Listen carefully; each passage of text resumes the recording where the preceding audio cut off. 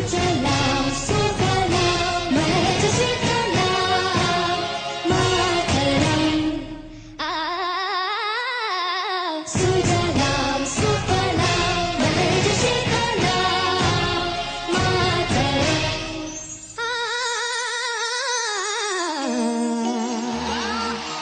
वन्दे मातरम्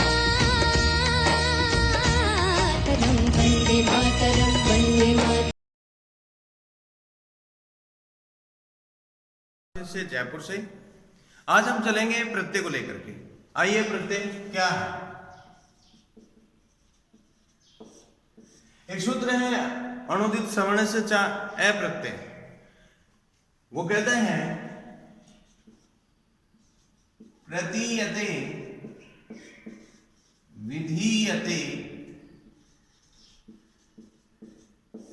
इति प्रत्यय।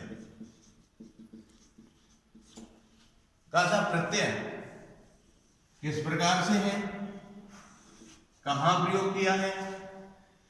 यदि हम बात करें अष्टाध्यायी की, ग्रंथ की, तो यहां 3 प्रकरण हैं जो कि प्रत्यय के हैं।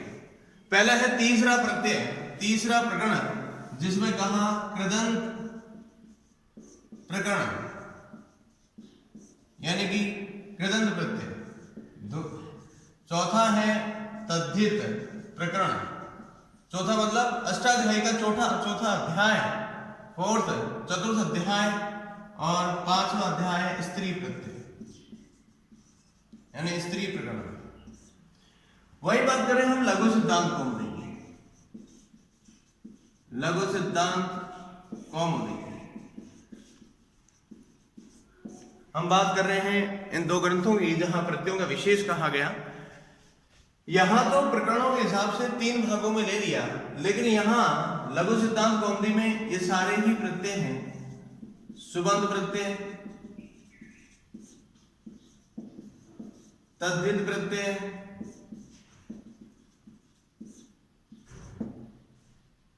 स्त्री प्रत्यय,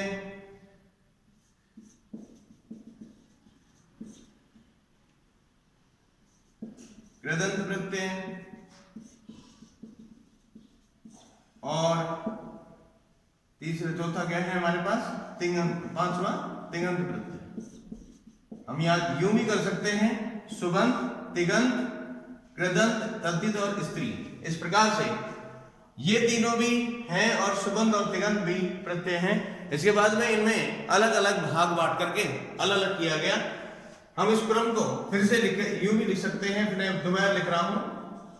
सुबंध प्रत्यय, तिङंत प्रत्यय, फिर उठा यहां पर कृदंत प्रत्यय, चौथा आ गया हमारा तद्धित प्रत्यय और स्त्री प्रत्यय। आप जिस तरह से चाहें उस तरह से इसे याद कर सकते हैं। अब सुबंध प्रत्यय 21 होते हैं, 1 सु, जस, अम और सस, ये 21 हैं। फिर आता है हमारा तिङंत प्रत्यय। तिङंत प्रत्यय 18 होते हैं।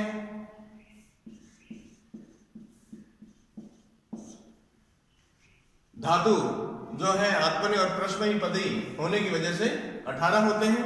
हम आज बात करेंगे जो हमारे सिलेबस में जो अलग से दे रखा है, कृदंत के दे रखे हैं, तद्धित के हैं और स्त्री प्रत्यय हैं, उन पे फोकस करें।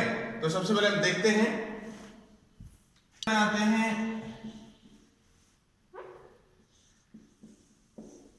कृदंत प्रत्यय। अब इसकी बात करें तो कृदंत प्रत्यय कहां प्रयोग में आते हैं? तो पहला ही नियम है कि धातु के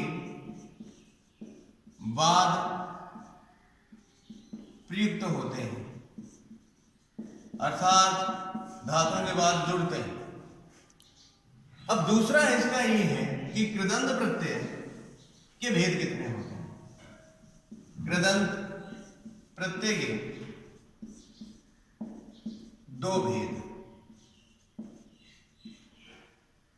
कौन कौन से? एक है कृत्य प्रत्यय और एक है कृत प्रत्यय।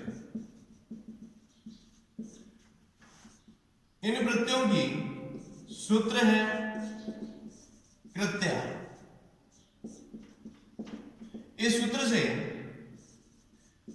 कृत्य संज्ञा होती है।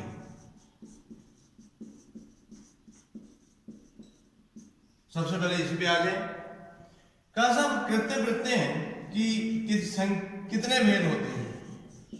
कृत्य प्रत्यय के 7 भेद हैं, अर्थात 7 प्रकार के होते हैं। कहा साहब कैसे होते हैं? तो आइए जरा सा हम यहां पर विस्तार से इसको लिखें। तव्य, तव्यत, अनियर, यत, ण्यत, क्यप और केलिमत। हमें यहां ध्यान रखना होगा कहां आधा वर्ण है अंत में।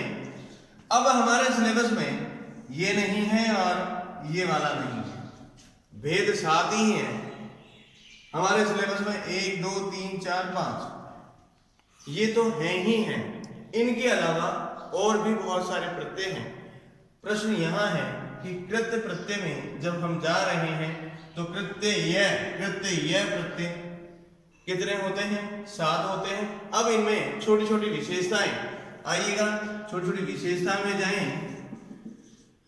कृत्य प्रत्यय में की विशेषता, कृत्य प्रत्यय की विशेषता में जाना होगा, क्योंकि बिना विशेषता में तो काम चले ही नहीं का। नंबर 1, कृत्य प्रत्यय कर्म एवं भाववाच्य में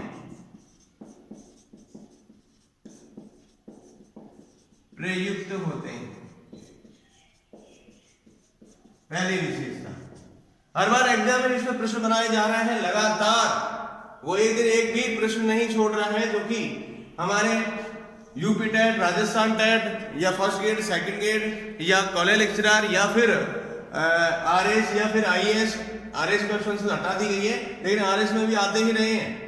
और इसके बाद में हमारे जो हैं, जो कि आप तैयारी कर रहे हैं, हर जगह पूछेगा कमजोरी, अर्थात कर्मवाच्य और भाववाच्य में ये सारे प्रत्यय कर्म और भाववाच्य में चलते हैं। जब कर्म और भाववाच्य में चलते हैं तो कहां काम करते हैं ये? कहा साहब ये सारे चाहिए या योग्य अर्थ में आते हैं। अर्थ में प्रयोग होगा। यदि चाहिए या योग्य अर्थ में प्रयुक्त हो रहे हैं तो कौन से लकार के स्थान में होते हैं? कहा साहब विधिलिंग, लकार के स्थान पर या आश्रयलिंग, लकार के स्थान पर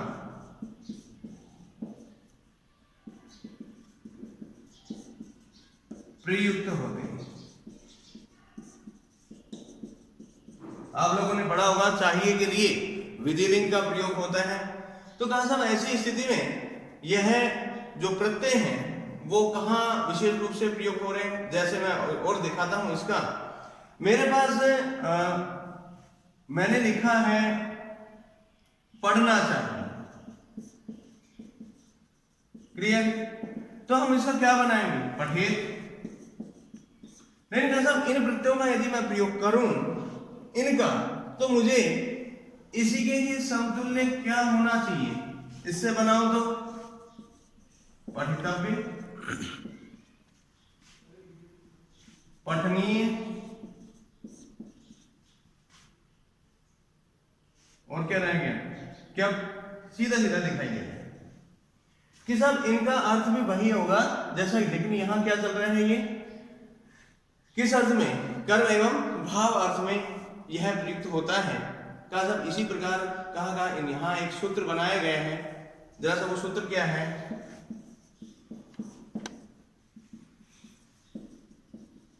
तव्य या नियर सूत्र बनाया गया जो ये साफ शब्दों में कहता है कि यह धातुओं के साथ में प्रयुक्त होता है। नंबर 1, नंबर 2 यह कर्म अच्छे और भाव अच्छे में प्रयुक्त होते हैं। नंबर 3 चाहिए या योग्य अर्थ में आते हैं। नंबर 4 किस लकार के स्थान पर इनका प्रयोग होता है, इसका प्रयोग हमें यहाँ देखना होगा। ये हम पढ़ चुके हैं, हमारे पास और भी बहुत सारे नए हैं, बस हमें इनकी छोटी छोटी बारीकी समझनी है और हमारा प्रत्यय कंप्लीट। प्रत्यय हार्ड नहीं है, बस सीधा सा है, उसका कमजोरी पकड़नी होगी और प्रत्यय याद। तव्यत और अनियर की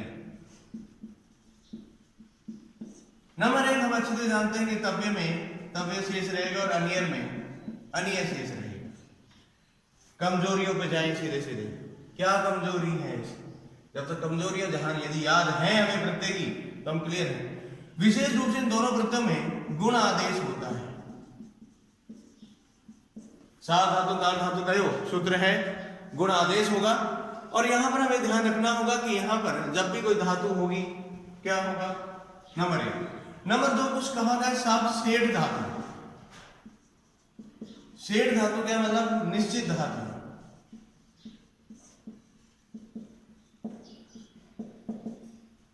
यदि निश्चित धातुओं का प्रयोग होगा तो उसके मध्य इट का आगम होगा। आ धातु वलादे, इट वलादे जो सूत्र है इससे इट का आगम होता है। किसमें? निश्चित धातुओं में। आइए जरा सा देखते हैं। मैंने एक शब्द बनाया क्रीद। क्रीद धातु है और तव्यत प्रत्यय है। क्या कह रहे हैं? गुण आदेश। री को क्या हो जाएगा? अर। तव्यत में क्या बचा शेष? तय। मिलाप क्या बनेगा? ये पुल्लिंग में, तीनों लिंगों में चलते हैं। स्त्रीलिंग में क्या बनेगा? कर्तव्य। और नपुंसकलिंग में कर्तव्य। इसी चीज को मैं अनियर में लेके जाऊं। गुण हो गया। गुण होते ही क्या हुआ? करणीय। करणीय और करणीय। क्या साहब ये क्या निश्चित धातु नहीं थी? आपने कहा इट का बीच में आगम। आइए जरा सा कुछ धातुओं को ले लें। पट तव्य सेठ धातु है, निश्चित धातु है, तो क्या होगा? पट के मध्य ई का आगम, तव्यत क्या बनेगा? पठितव्य। पठितव्य और पठितव्यम। क्लियर सा है? जब अनियर में लेके जाऊंगा तब क्या होगा वो भी ध्यान रखिएगा। आगे स्वर है, आगे स्वर है, इसलिए इट का आगम नहीं होगा। नहीं हुआ तो क्या करूं? पठनीय, पठनीय और पठनीय। इस प्रकार से हम तव्यत और अनियर का प्रयोग करते हैं। इस तरह से हमें ध्यान रखना होगा। हमें यह ध्यान रखना होगा कि शेष क्या बच रहा है। एग्जामिनर प्रश्न कैसे पूछेगा उस पर भी फोकस करें। एग्जामिनर ने प्रश्न कहा है कि क्री धातु तव्यत प्रत्यय इत्यस्य पदमस्ति या क्रियापदमस्ति? धातु पदम, धातु पदम अस्ति। प्रश्न दिया है उसने, धातु पद बताइएगा क्या बना। नंबर 1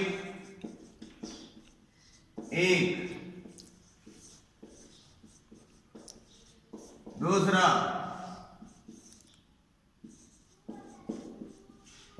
3 और ये 4। कहां टिक कर रहे हैं आप? एक नंबर पे जरा सा देखें तो सही क्या बना हुआ। डबल तय कहां से आ गए? इसमें डबल तय तो हो ही नहीं सकता। और हम अधिकांश यही गलती करते हैं और यही गलती हुई है आपसे। यहां देखिएगा स्त्रीलिंग में बन रहा है क्या? यहां गुण हो ही नहीं रहा है। आंसर जरूरी नहीं है एग्जामिनर पुरुष जो है पुल्लिंग का ही देखे जाए, नपुंसकलिंग का भी दे सकता है, स्त्रीलिंग का भी दे सकता है, इसको यूं भी करके जा सकता है।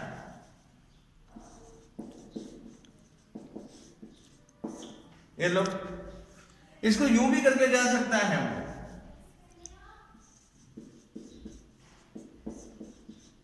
स्त्रीलिंग बहुवचन में गया, रमा रमे रमा रमे रमाः, कर्तव्या कर्तव्य कर्तव्यः, राम शब्द की तरह चलेगा।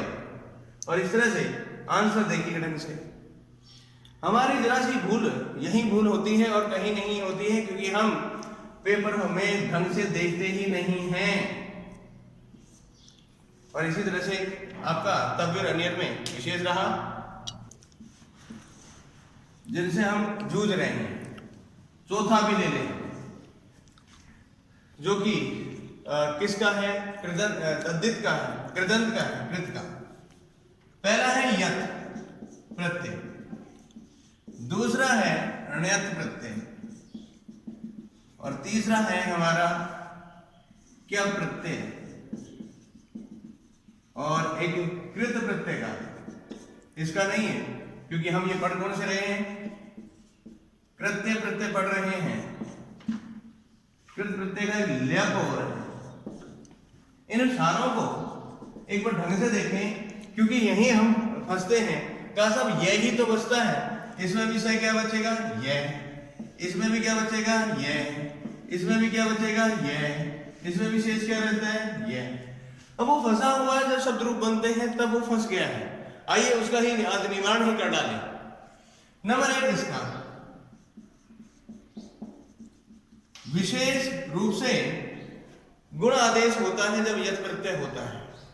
कुछ पदों में वृद्धि भी होगी, लेकिन इसमें गुण ही विशेष रूप से अधिकांश में होता है।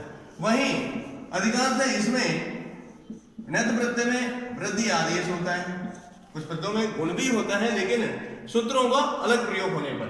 और क्यप में गुण और वृद्धि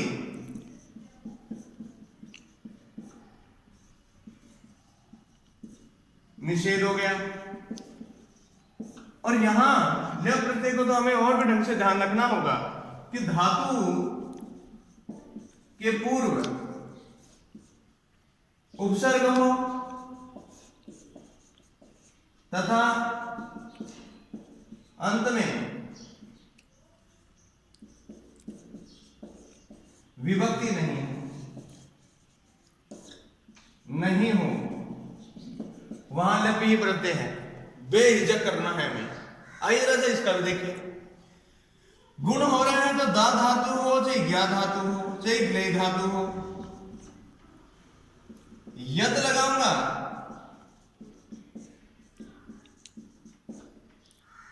तो जरा से देखते हैं क्या बनाऊंगा। इसमें छोटे छोटे सूत्र हैं, जैसे अचोयत, इद्यति, आदेश उद्देश्य असिद्धि, पोर उद्धार, ये सूत्र हैं। ये सूत्र क्या कर रहे हैं, जैसे इसमें दा है, इसका क्या बनाऊं, दे बनता है। इसका क्या बनता है, गे बनता है। इसका क्या बनता है, ग्ले बनता है। अब ये बनते कैसे हैं, यही समस्या आ रही है। आइएगा, दा में आ है, अचो यद सूत्र कहता है यदि अंत में स्वर हो तो यद प्रत्यय होगा। अब दा को ई कौन करेगा, आ है कि इसमें, आ को ई इद्यति सूत्र कर देगा, बड़ी ई कर रहे हैं। और यद प्रत्यय में क्या हो रहा है, गुण आदेश, तो ई को क्या हो जाएगा, ए, तो क्या बन गया, दे। इसको ढंग से समझा देता हूं, आइएगा, आइए इसको समझा देता हूं। दा धातु को दा के स्थान पे, दा के आ है, आ के स्थान पर ई, यत में से यह बच गया। किस सूत्र से ई हुआ है, इद्यति सूत्र से। अब ई होने पर यत में क्या होता है, गुण, तो धातु में ई को क्या हो जाएगा, गुण होते ही ई के स्थान पर ए, यह बचा, क्या बना, दे।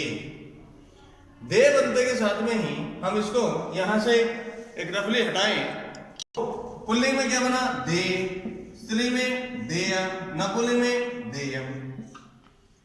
यहां स्त्रीलिंग में क्या बना, गेय, गेयम, ग्लेय, ग्लेयम। इसमें एक विशेष आता है हन धातु।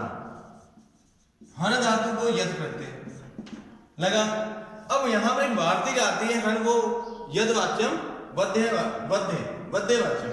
तो वो वार्तिक क्या करती है, हन च वद यद वाच्यम वक्तव्यम, ये वार्तिक है, ये क्या करती है, इस हन के स्थान पर वद आदेश कर देती है। तो क्या बनेगा, वध्य, वध्य और वध्य। ये नया जो था वो हमने बाहर निकाल के रख लिया है। परीक्षक हर बार लेके पूछ के गया है इसको, जब मौका मिलता है इसको पूछ जाता है, जब मौका मिलता है इसे पूछ जाता है। जरूरी नहीं है एग्जाम में पुल्लिंग का ही पूछे, हो सकता है 4 ऑप्शन में वो स्त्रीलिंग पुल्लिंग से किसी का भी रख दे। तो कौन सी हो रहा है भाई, गुण। अब प्रश्न आया जहां पर ए आ ए ओ नहीं आएंगे अंत में, जहां गुण नहीं होगा वहां क्या करूंगा।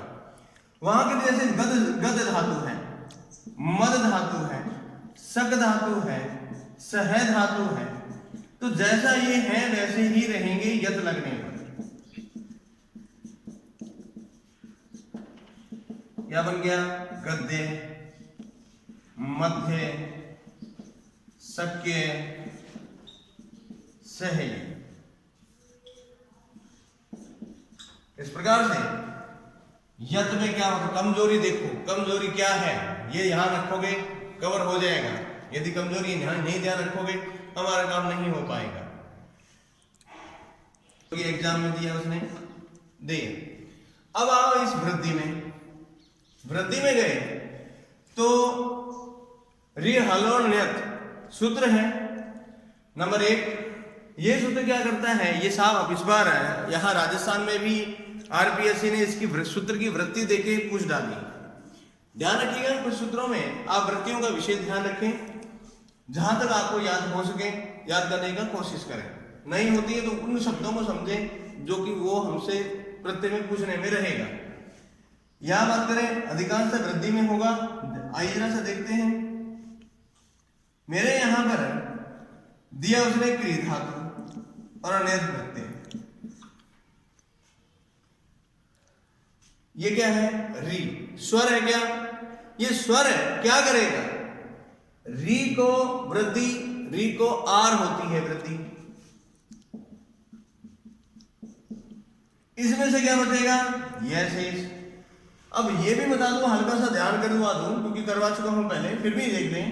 तय की संज्ञा तो संज्ञा हलंत्यम और नय की संज्ञा चूटू से, और दोनों का ही क्या हो गया लो। तो बच क्या गया मेरे पास, ये। इसको मिलाना एक बार। कार्य में कौन सा हुआ है, कहा साहब कार्य में अण्यत प्रत्यय हुआ है।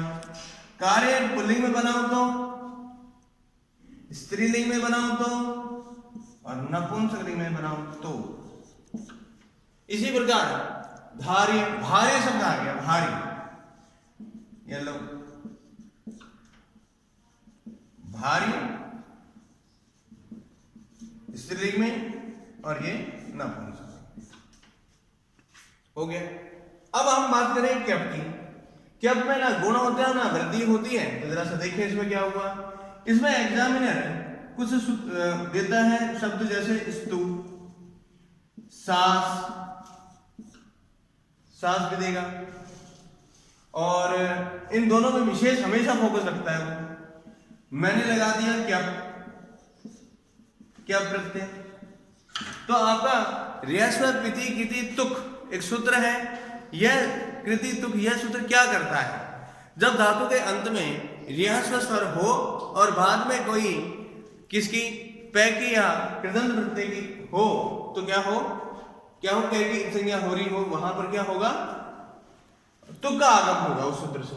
तो सबसे पहले हम स्तुत्य को सोचते हैं। यहां पर स्तु में उ की मात्रा छोटी, आगे क्यप में से क्या बच रहा है, यह।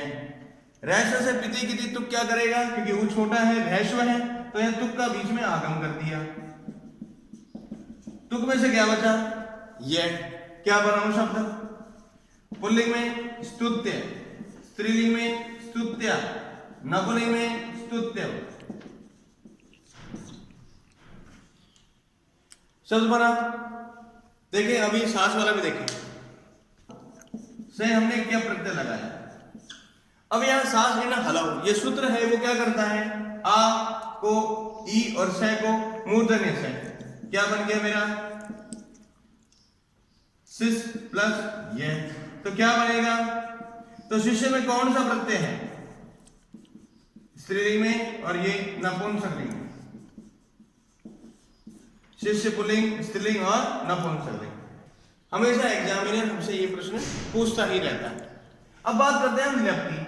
क्या कहा उसने, धातु से पूर्व उपसर्ग होना ही चाहिए और अंत में विभक्ति नहीं होनी चाहिए। साफ क्लियर है, कोई सी भी धातु ले लो जो आपके समझ में आ रही हो या नहीं आ रही हो। मैंने कहा जो दा स्टार्टिंग में ली थी मैं वही दा धातु ले लेता हूं। इसके पहले क्या होगा, तभी क्या प्रत्यय होगा, क्या बचेगा यहाँ ये, यहाँ क्या बचेगा आ, क्या बन गया आधा में कौन सा प्रत्यय, और देखो आम उपसर्ग है, नी धातु है, ल्यप प्रत्यय, क्या बना आनी, क्या कहा विभक्ति नहीं होती है। ऐसी स्थिति में ये किस रूप में चला गया, ये हमेशा इसी में रहेगा। क्यों साहब, क्योंकि ल्यप प्रत्यय लगने पर वो किस में बन जाता है, वो अव्यय के रूप में चलता है। तो ये हमेशा ध्यान रखिएगा। उदाहरण है उत्थान, यहां पर क्या हो रहा है, वो जो उपसर्ग है स्था धातु है, ल्यप प्रत्यय। अभी इसमें हम फोकस और कर रहे हैं प्रत्यय का, सब अधिक प्रत्यय का तोड़ के दिखाया जाए इसे, तो कई बार हमसे गड़बड़ हो जाती है, उसको ध्यान रखो। ये गड़बड़ यानी मतलब आपसे त्रुटि ये कर बैठते हैं, हम ये कर बैठते हैं, ये गलत है। क्योंकि धातु क्यों सी है हमारे हाथ में है, क्री धातु होती है।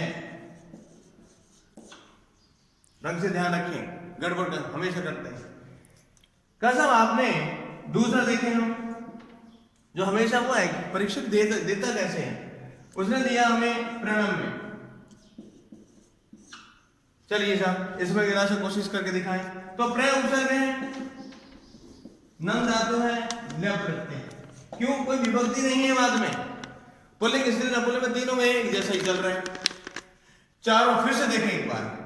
यत में गुण विशेष रूप से होता है, नयत में वृद्धि विशेष रूप से होती है, क्यप में गुण वृद्धि का निषेध होता है, ल्यप में ल्यप तभी होगा जब धातु के पहले उपसर्ग और अंत में विभक्ति नहीं हो, तब जाकर के आपके ये वाले चारों के चारों यदि दिमाग लगा के काम करते हैं तो चारों चारों आपके क्लियर हैं। अन्य उदाहरणों का देख सकते हैं। प्रत्यय थे